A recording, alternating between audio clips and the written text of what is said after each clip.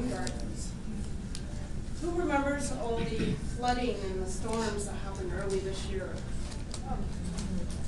It's very clear in my mind. My family and I just recently moved to the outskirts of Gresham.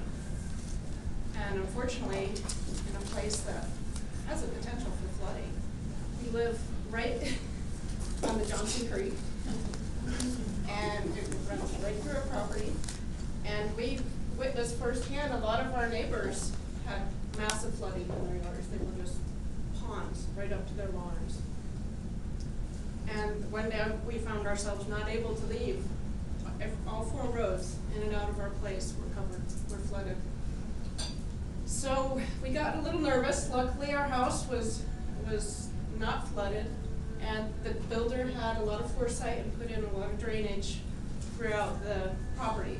However, there's still a lot of standing water on the property, so it's made us really nervous, and it's made me think, well, what more can we do to this property to make sure that our home doesn't flood and that our land doesn't get washed off into the Johnson Creek and pollute the waterways.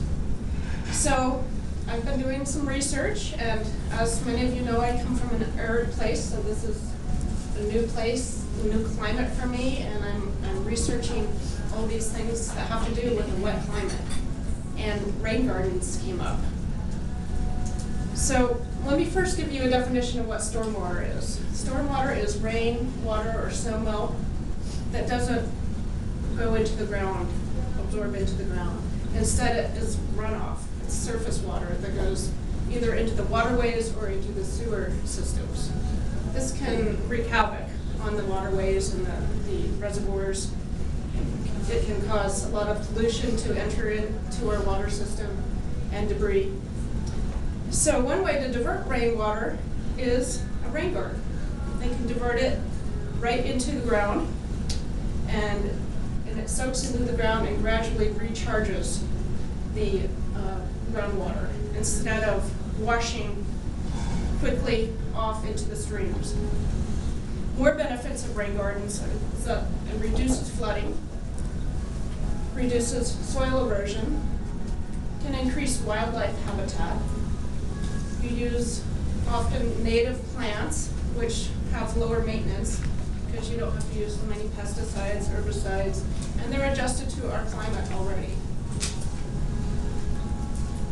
The soil filters the pollutants out and reduces what goes into the septic or the sewer treatment facilities.